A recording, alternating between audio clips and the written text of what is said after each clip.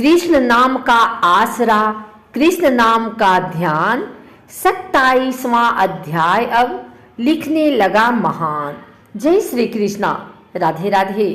आइए सुनते हैं कार्तिक मास महात्म्य का 27वां अध्याय। पार्षदों ने कहा, एक दिन की बात है, विष्णुदास ने नित्य कर्म करने के पश्चात भोजन तैयार किया, किंतु कोई छिपकर उसे चुरा ले गया। विष्णुदास ने देखा भोजन नहीं है, परंतु उन्होंने दोबारा भोजन नहीं बनाया, क्योंकि ऐसा करने पर सायंकाल की पूजा के लिए उन्हें अवकाश नहीं मिलता। अतः प्रतिदिन के नियम का भंग हो जाने का भय था। दूसरे दिन पुनः उसी समय पर भोजन बनाकर वे ज्यों ही भगवान विष्णु को भोग अर्पण करने के लिए गए, त्यों ही किसी ने आकर फिर सारा भोजन हड़प लिया।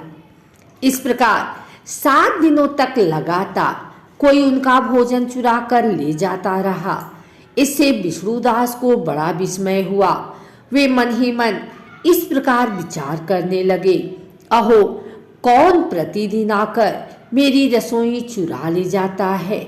यदि दोबारा रसोई बनाकर भोजन करता हूँ तो सायंकाल की पूजा छूट जाती है।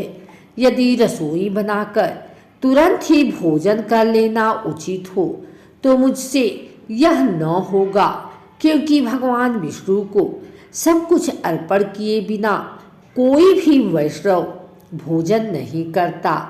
आज उपवास करते मुझे 7 दिन हो गए। इस प्रकार मैं व्रत में कब तक स्थिर रह सकता हूँ? अच्छा, आज मैं रसोई की भली भांति रक्षा करूँगा। ऐसा निश्चय करके भोजन बनाने के पश्चात वे वहीं कहीं छिपकर खड़े हो गए।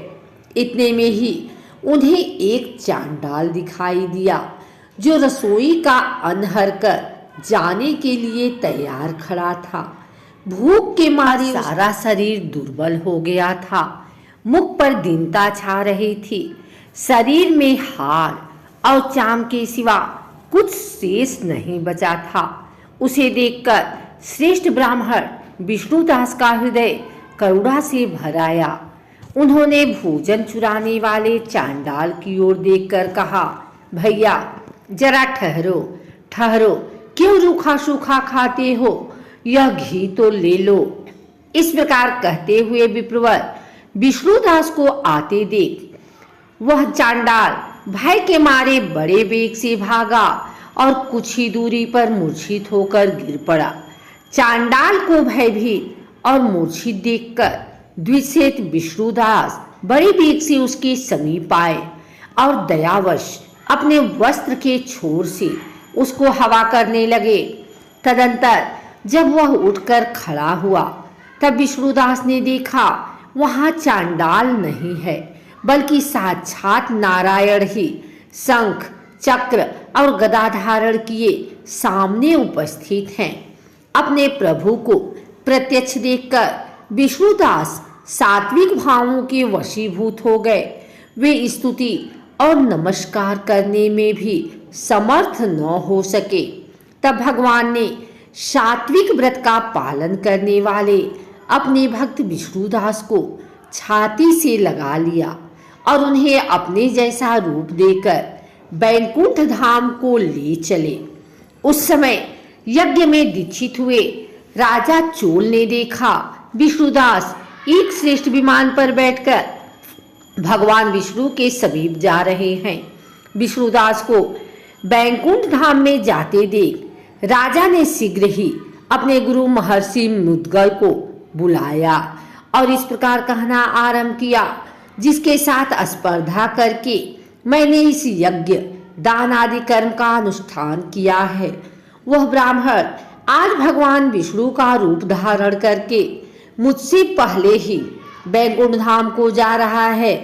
मैंने इस वैष्णव धाम में भली भांति दीक्षित होकर अग्नि में हवन किया और दान आदि के द्वारा ब्राह्मणों का मनोरथ पूर्ण किया। तथापि अभी तक भगवान विष्णु मुझ पर प्रसन्न नहीं हुए और इस विष्णुदास को केवल भक्ति के ही कारण श्री हरि ने प्रत्यक्ष दर्शन दिया है। अतः जान पड़ता है कि भगवान विष्णु केवल दान और यज्ञों से प्रसन्न नहीं होते, उन प्रभु का दर्शन कराने में भक्ति ही प्रधान कारण है। दोनों पार्षदों ने कहा।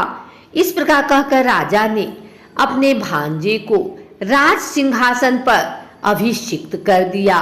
वे बचपन से ही यज्ञ की दीक्षा लेकर उसी में संलग्न रहते थे, इसलिए उन्हें कोई पुत्र नहीं हुआ था।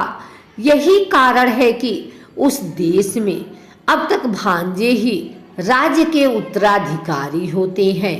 भांजे को राज्य देकर राजा यज्ञशाला में गए और यज्ञ कुंड के सामने खड़े होकर भगवान विष्णु को संबोधित करते हुए 3 बार उच्च स्वर से निम्नांकित वचन बोले।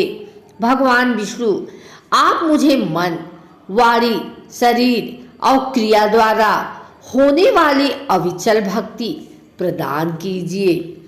इस प्रकार कहकर वे सबके देखते देखते अग्नि कुंड में कूद पड़े। बस उसी क्षण भक्त वत्सल भगवान विष्णु अग्निकुंड में प्रकट हो गए। उन्होंने राजा को छाती से लगाकर एक श्रेष्ठ विमान में बैठाया और उन्हें अपने साथ लेकर बैकुंठ धाम को प्रस्थान किया। नारद जी बोले, हे राजन, जो विष्णुदास थे वे तो पुण्यशील नाम से प्रसिद्ध भगवान के पार्षद हुए और जो राजा चोल थे उनका नाम सुशील हुआ। इस दोनों को अपने ही समान रूप देकर भगवान लक्ष्मीपति ने अपना द्वारपाल बना दिया।